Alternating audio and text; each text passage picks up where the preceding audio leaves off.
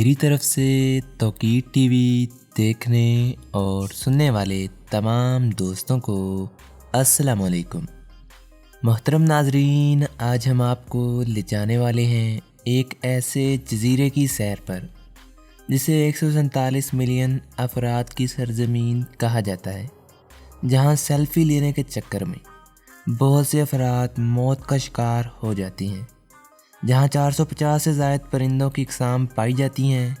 ये दुनिया का सबसे बड़ा मुस्लिम जजीरा भी है और इंडोनेशिया का 5वां बड़ा जजीरा भी है। इसे कुदरती वसाइल की सरजमीन भी कहा जाता है, जहां दुनिया के सबसे बड़े आतिशफ़िशां मौजूद हैं, जहां दुनिया की सबसे ज़्यादा स्याह तरीन मुर्गियाँ पाई जाती हैं जिनका सिर्फ खून ही सुर्ख होता है, जहां रमज़ान में सहरी के लिए लोगों को उठाने के लिए जंगी तैयारों का इस्तेमाल किया जाता है। जी हाँ दोस्तों, मैं बात कर रहा हूँ इंडोनेशिया के जजीरे जावा की, जिसको कुदरती हुस्न का दरिया कहना भी गलत ना होगा। आज हम आपको जावा के बारे में ऐसे हैरानकुन हक़ाइक़ बताएंगे जो आज से पहले यकीनी तौर पर आप बिल्कुल नहीं जानते होंगे। लेकिन मज़ीद आगे बढ़ने से पहले आप सभी से गुजारिश है कि हमारे चैनल तौकीर टीवी को सब्सक्राइब करते हुए साथ आ रहे बेल के आइकन को लाजमी दबाइएगा। दोस्तों, जावा इंडोनेशिया के अजीम सेंडा जज़ायर में से एक के तौर पर जाना जाता है। इसकी सरहद जनूब में बहराए हिंद और शमाल में बहराए जावा से मिलती है। 147.7 मिलियन अफराद की आबादी के साथ जावा दुनिया का सबसे ज़्यादा आबादी वाला जजीरा भी है, जो इंडोनेशिया की आबादी का 55% बनता है। इंडोनेशिया का दारुल-हुकूमत जकार्ता इस जजीरे के शमाल मगरबी साहल पर वाक़या है और इंडोनेशिया की तारीख़ के ज़्यादातर मारूफ हिस्से जावा में ही रोनमा हुए थे। ये ताकतवर हिंदू बुद्ध सल्तनतों, इस्लामी सल्तनतों और 9 आबादियाती डच ईस्ट इंडीज़ का मरकज़ भी था। जावा 1930 और 1940 की दहाई के दौरान इंडोनेशिया की आज़ादी की जद्दोजहद का मरकज़ भी था और इसे सियासी, इक़्तिसादी और सकाफ़ती तौर पर इंडोनेशिया का एक अजीम मकाम कहा जाता है। इंडोनेशिया के यूनेस्को के 8 आलमी मकामात में से 4 यहाँ मौजूद हैं। दोस्तों, इस जजीरे पर 4 अहम ज़बानें बोली जाती हैं: जावियानी, सेंडानी, मैड्रवियस और बैतावी। जावियानी और सेंडानी यहाँ सबसे ज़्यादा बोली जाती है और इस जजीरे में रहने वाले नस्ली गिरोह वस्ती और मशरकी हिस्सों में जावियानी और मगरबी हिस्सों में सेंडानी ज़ुबान बोलते हैं, जबकि जावा के लोगों की अक्सरियत मुसलमानों पर मुश्तमिल है। इसकी आबादी मतनूअ मजहबी अकायद, नस्लों और सकाफ़तों के लोगों पर मुश्तमिल है। जावा को 4 इंतज़ामी सूबों में तकसीम किया गया है। यहाँ 450 से ज़ायद मुख्तलिफ परिंदों की अनवा के साथ जावा परिंदों को देखने वालों की जन्नत भी कहलाता है। दोस्तों, 17वीं सदी के 9 आबादियाती अदवार के दौरान डचों ने जावा में गन्ने, रबड़, चाय और काफ़ी के पौधों की तिजारत को मुतारिफ करवाया और 19वीं और 20वीं सदी के अव्वल में जावियानी कॉफ़ी ने आलमी सतह पर मकबूलियत हासिल की। यही वजह है कि जावा के नाम को आम तौर पर कॉफ़ी का मुतरादिफ समझा जाता है। जावा जजीरा इंडोनेशिया का सबसे बड़ा जजीरा नहीं और यह इंडोनेशिया में 5वें नंबर पर शुमार होता है। फिर भी इस जजीरे पर इतने लोग रहते हैं कि इसे दुनिया में मुस्लिम आबादी के लिहाज से सबसे अहम इलाका माना जाता है। सबसे पहले तो जावा जजीरा कुदरती वसाइल से बहुत माला माल है, जो इसके फ़वाइद में से एक है और यहाँ रहना निस्बतन सबसे महफूज माना जाता है। यहाँ की मशीयत अरूज पर है और कुदरती तौर पर और भी ज़्यादा लोग यहाँ मौजूद हैं जो माश के असूल के लिए यहाँ आते हैं। कहा जाता है कि जावा जजीरे पर इंडोनेशिया की 70% शाहरा और रेलवे की माइलेज मौजूद है और इस जजीरे पर इंडोनेशिया का दारुल-हुकूमत जकार्ता जनूब मशरकी एशिया का सबसे बड़ा शहर है। दोस्तों, अगर हैरानकुन हक़ाइक़ की बात की जाए तो जजीरे जावा पर पाई जाने वाली तमाम मुर्गियों में सबसे स्याह तरीन मुर्गी अय्याम सहमानी मुर्गी होती है। ये जावा, सुमात्रा और इंडोनेशिया में मौजूद मादुरा जजीरे पर पाई जाती हैं। इन मुर्गियों में स्याह पंख, जिल्द, चोंच, पंजे और गोश्त होता है। जैसा कि आप यहाँ देख सकते हैं, इन मुर्गियों का वाहिद हिस्सा जो स्याह नहीं होता वो इनका खून होता है, जो आम मुर्गियों के खून से ज़्यादा गहरा समझा जाता है। दोस्तों, जावा आतिशफ़िशां वाक़यात का शिकार इलाका भी है। اس جزیرے کو آتیفشاں پہاڑوں کی زنجیر کا گھر کہا جاتا ہے۔ آپ یہاں ماؤنٹ میراپی، لاؤ اور کالوت دیکھ سکتی ہیں۔ دوستو، جاوا نام کی اصلیت کے بارے میں بہت سی قیاس آرائیاں موجود ہیں۔ کچھ لوگوں کا خیال ہے کہ یہ لفظ جوانوت پلانٹ سے ماخوذ تھا جو ہندوستان کے ابتدائی نو آبادیات نے وضع کیا تھا۔ جاوا تقریباً مکمل طور پر آتیفشاں ہے۔ یہ 38 پہاڑوں پر مشتمل ہے جو ایک مشرقی مغربی ریڑھ کی ہڈی تشکیل دیتے ہیں جو کسی بھی وقت فعال آتیفشاں کے طور پر دنیا میں نظر آتے ہیں۔ دوستو، یہاں سب سے اونچا آتیفشاں پہاڑ سامیرو ہے جو 3676 میٹر کی بلندی پر واقع ہے۔ دوستو، جاوا کے پہاڑوں نے اندرونی حصے کو نسبتاً الگ علاقوں کی ایک سیریز میں تقسیم کیا ہے جو گیلے چاول کی کاشت کے لیے کافی موزوں سمجھے جاتے ہیں۔ جاوا کی چاول کی زمینیں دنیا کی امیر ترین زمینوں میں شمار ہوتی ہیں۔ جاوا پہلی جگہ تھی جہاں انڈونیشیائی کافی اگائی گئی تھی جس کا آغاز 1699 میں ہوا تھا۔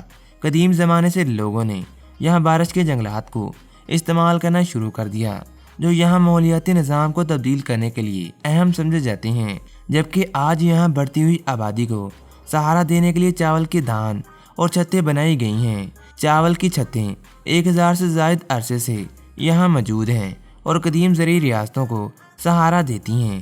بڑھتی ہوئی انسانی آبادی نے جاوا کی جنگلی حیات پر شدید دباؤ ڈالا ہے کیونکہ بارش کے جنگلات یہاں آج دن بدن کم ہوتے جا رہے ہیں اور پہاڑی ڈھلوانیں الگ تھلگ جزیرہ نما تک محدود ہو گئی ہیں۔ جاوا کا یورپی نو آبادیاتی طاقتوں کے ساتھ رابطہ 1522 میں ملاکا میں سینڈا سلطنت اور پرتگالیوں کے درمیان ایک معاہدے سے شروع ہوا۔ اس کی ناکامی کے بعد پرتگالیوں کی موجودگی ملاکا اور مشرقی جزائر تک محدود رہی۔ 1596 میں کارنیلیس ڈی ہارٹمین کی قیادت میں 4000 جہازوں کی مہم انڈونیشیا کے ساتھ پہلا ڈچ رابطہ تھا۔ 18ویں صدی کے آخر تک ڈچوں نے انڈونیشیا میں ڈچ ایسٹ انڈیا کمپنی کے ذریعے اندرونی سلطنتوں پر اپنا اثر و رسوخ بڑھا لیا۔ دوستو، یورپ میں نیپولین کی جنگوں کے دوران یہاں فرانسیسی حکمرانی شروع ہوئی اور یہاں پر عظیم پوسٹ روڈ کی تعمیر کا آغاز ہوا جو کہ 1808 میں شروع ہوئی۔ یہ سڑک مغربی جاوا کی اینر سے مشرقی جاوا میں پینارو کان تک پھیلی ہوئی تھی اور فوجی سپلائی کے راستے کے طور پر کام کرتی تھی اور جاوا کو برطانوی حملے سے بچانے کے لیے اسے استعمال کیا جاتا تھا۔ 1811 میں جاوا پر انگریزوں نے قبضہ کر لیا اور یہاں برطانوی سلطنت کا قبضہ بن گیا۔ 1814 میں جاوا کو پیرس کے معاہدے کے بعد شرائط کے تحت ڈچ کو واپس کر دیا گیا۔ دوستو، 1815 میں جاوا میں 50 لاکھ لوگ رہتے تھے اور 18ویں صدی کے دوسرے حصے میں اس جزیرے کے شمال وسطی ساحل والے اضلاع میں آبادی میں تیزی سے اضافہ دیکھنے کو ملا۔ دوستو، 20ویں صدی کے اول میں انڈونیشیائی قوم پرستی نے پہلی بار جاوا میں زور پکڑا اور دوسری جنگ عظیم کے بعد ملک کی آزادی کو محفوظ بنانے کی جدوجہد شروع ہو گئی اور 1949 میں انڈونیشیا کی آزادی کو تسلیم کیا گیا۔ جاوا پر روایتی طور پر ایک اشرفیہ طبقے کا غلبہ رہا جبکہ نچلے طبقے کے لوگ اکثر زراعت اور ماہی گیری سے وابستہ تھے۔ اس کے بعد جاوا تیزی سے جدیدیت کی طرف بڑھنے لگا اور دیکھتے ہی دیکھتے جزیرے کے 75% حصے پر بجلی کا نظام آ گیا۔ دیہات اور ان کے چاول کے دانے اب بھی ایک عام نظر آتے ہیں۔ دوستو، یہ جزیرہ مذہبوں اور ثقافتوں کا ایک پگھلنے والا برتن بھی رہا جس نے مذہبی عقائد کی ایک وسیع رینج کو پیدا کیا۔ ہندوستانی اثرات سب سے پہلے شیو مت اور بدھ مت کے سماج میں گہرائی سے داخل ہونے کے ساتھ یہاں آئے اور مقامی روایات اور ثقافت کے ساتھ گھل مل گئے۔ اسلام کے یہاں آنے کے بعد جاوا کی 90% سے زائد آبادی مسلمان ہو گئی اور اہبنگ اور سینتری کے درمیان ایک وسیع تسلسل قائم ہوا۔ مسلم اسکالر یہاں نئے مذہبی اشرفیہ بن گئے کیونکہ ہندو اثرات کم ہوتے گئے اور اسلام مذہبی رہنماؤں کے کسی درجہ بندی کو تسلیم نہیں کرتا تھا اور نہ ہی کسی رسمی پادری کو، لیکن ڈچ نو آبادیاتی حکومت نے مساجد اور دیگر اسلامی تبلیغی اسکولوں کے لیے ایک وسیع درجہ بندی کا حکم دیا اور جاویانی کسانوں میں قیائی نے ریسی کی روایات کو برقرار رکھا۔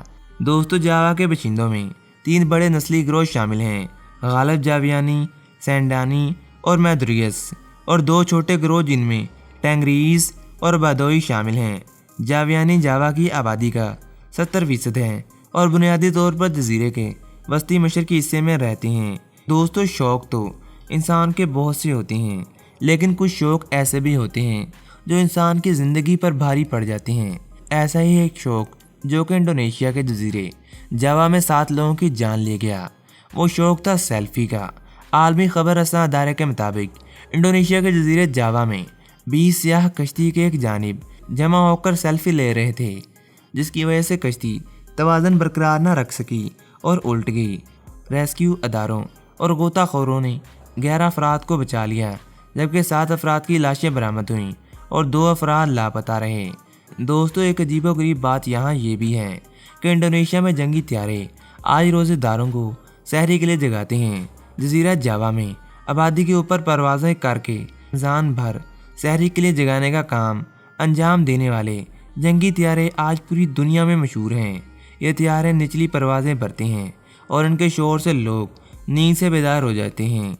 یہاں فجر سے قبل مسلمانوں کو رمضان میں سحری کے لیے اٹھانے کی ذمہ داری انڈونیشیائی فضائیہ کی ہوتی ہے۔ انڈونیشیا فضائیہ کے ترجمان سیوس یورس نے بتایا کہ ہمارے ہوا باز رات کے وقت پروازوں کی خصوصی مہارت حاصل کیے ہوئے ہیں۔ انہیں صبح 10 بجے کے بعد روزے کی حالت میں طیارے اڑانے کی اجازت نہیں ہوتی۔ تو دوستو، آج تک کے لیے اتنا ہی۔ امید کرتا ہوں تمام دوست جاوا کے بارے میں جان کر خوش ہوئے ہوں گے۔ اگر آپ لوگوں کو ہماری یہ ویڈیو پسند آئی ہے تو ہمارے چینل توقیر ٹی وی کو سبسکرائب کرتے ہوئے ساتھ آ رہے بیل کے آئیکن کو لازمی دبائیے گا۔ ملتے ہیں ایک اور معلوماتی ویڈیو کے ساتھ، تب تک کے لیے اپنا بہت سارا خیال رکھیے گا۔ مجھے دیجیے اجازت۔ اللہ نگہبان۔